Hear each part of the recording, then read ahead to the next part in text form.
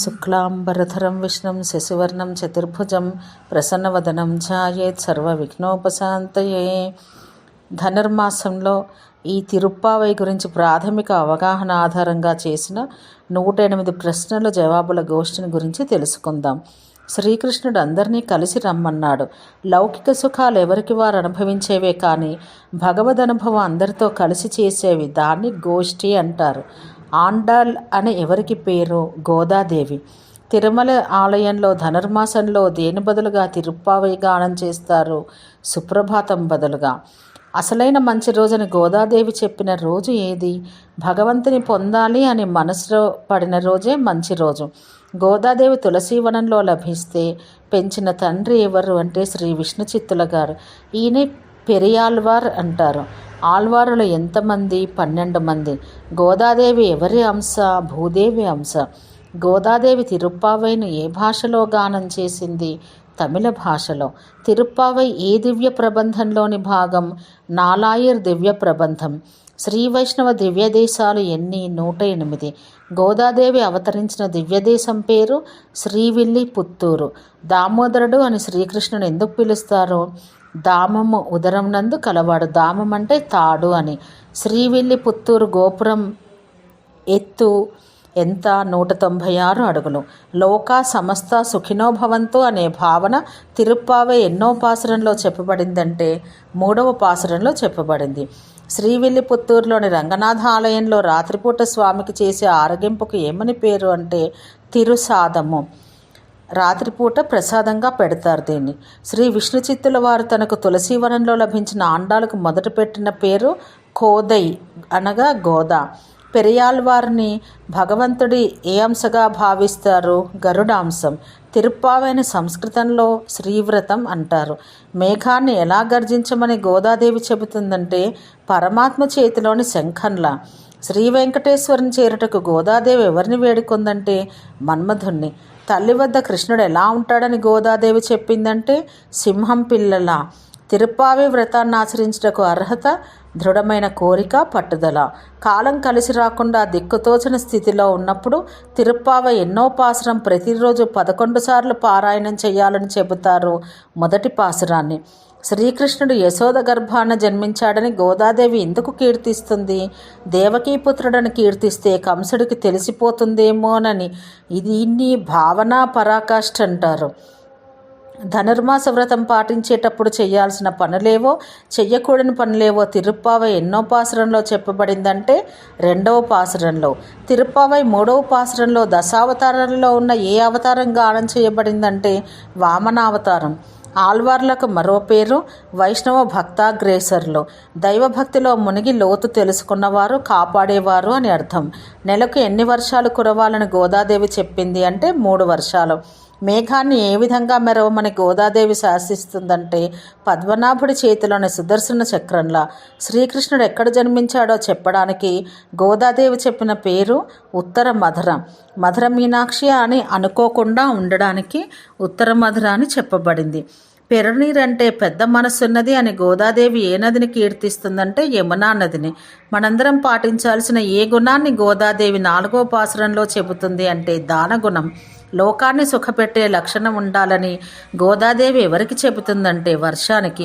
పరమాత్మ వద్దకు వచ్చేటప్పుడు ఎలా రావాలని గోదాదేవి చెబుతుందంటే త్రికరణ శుద్ధిగా రావాలని.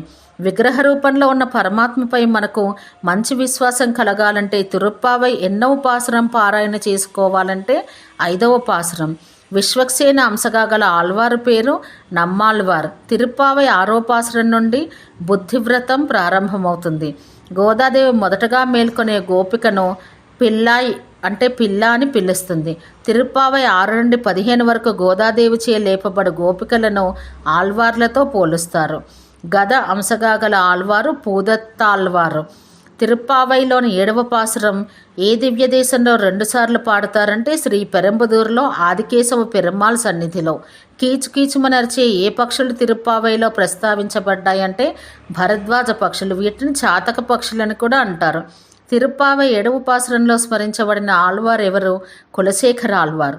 మనకు తెలిసిన మంచి విషయాలు 10 మందితో పంచుకోవాలని మనకి చెప్పేవి పక్షులు.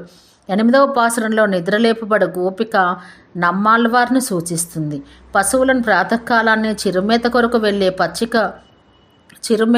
వెళ్ళే పచ్చిక బయళ్లను తిరుప్పావైలో సిరువీడు అంటారు.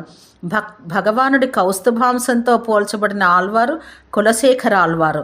అగస్త్యుడు నిలిచిన ఊరికి కుంభకోణం అని పేరు. 11వ పాసురం నుండి ఏ వ్రతం ప్రారంభమవుతుందంటే ప్రీతి వ్రతం. కర్మయోగాన్ని చెప్పిన ఆళ్వారు పూదత్తాళ్వారు. 13వ పాసురంలో చెప్పబడిన గోపికల 2 వర్గాలు శ్రీకృష్ణుని వర్గానికి, శ్రీరాముని వర్గానికి చెందినవి. 13వ పాసురంలో శ్రీకృష్ణుని బకాసుర వధ తెలుపబడింది. సన్యాసులు ధరించే కాషాయ వస్త్రాలు త్యాగాన్ని సూచిస్తాయి. శ్రీవత్సం అంశగా గల ఆళ్వారు తిరుప్పావై జీయర్ అని భగవద్ రామానుజుల వారిని పిలుస్తారు. తిరుప్పావై 30 పాసురాలలో మధ్యదైన 15వ పాసురంలో చెప్పబడిన భక్తుని విశేష లక్షణం నానేదానా ఎడుగా అంటే దోషము నాయందే కలదు అని. శ్రీకృష్ణుడు కువలయాపీడమని ఏనుగును సంహరించడంలో అంతరార్థం అహంకారాన్ని హతమార్చడం. 16వ పాసురం నుండి దాస్యవ్రతం ప్రారంభమవుతుంది. గోపికల ఆచార్యునిగా నందగోపుని భావిస్తారు.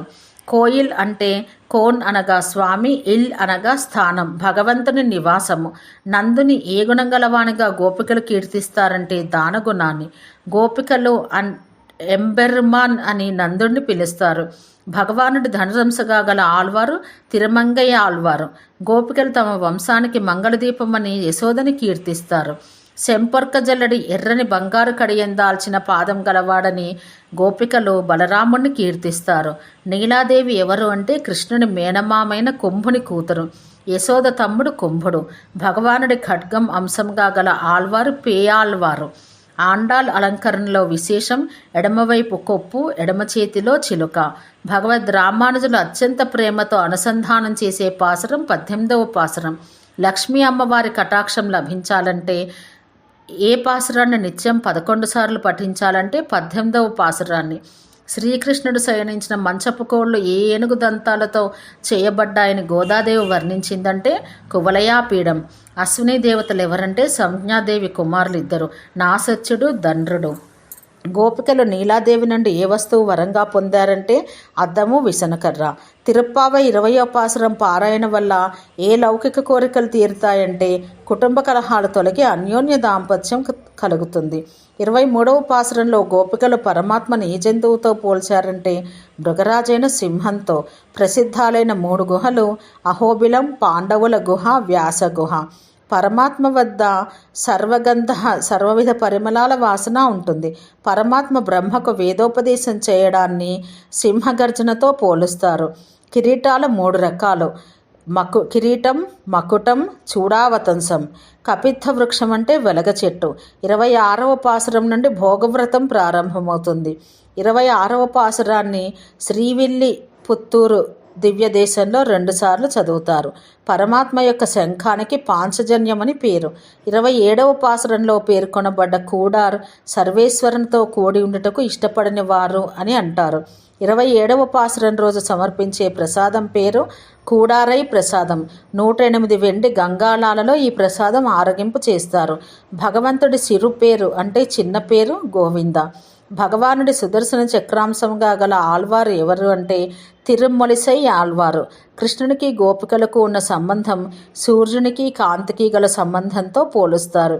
గోదాదేవి తాను ఎవరు వెనక వెళ్తున్నట్టు 28వ పాసురంలో పాడుతుందంటే ఆవుల వెనక. ధనుర్మాసంలో ఎన్నో పాసురం చదివే రోజున స్వాములకు నూతన వస్త్రాలు సమర్పించే సాంప్రదాయం ఉందంటే 27వ పాసురం.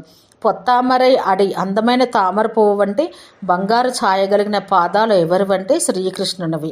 భగవంతుని పాదాలకు మంగళం పాడుట ఎవరి లక్షణం? దాసుని లక్షణాలు. అజాయమానః పుట్టుక లేనివాడని పరమాత్మను గురించి పలికిన ఉపనిషత్తు వెంటనే మాట మార్చి ఏమని పలికేను అంటే బహుదా విజాయితే అనేక విధాలుగా పుట్టుచున్నాడని. సముద్రాన్ని దాటించేది ఓడ అయితే సంసారాన్ని దాటించే ఓడ విష్ణువు అనే ఓడ. దీన్ని విష్ణుపోతం అంటారు. పరమాత్మ గొప్ప, ఆయన దాసులు గొప్ప అంటే ఆయన దాసులే గొప్ప.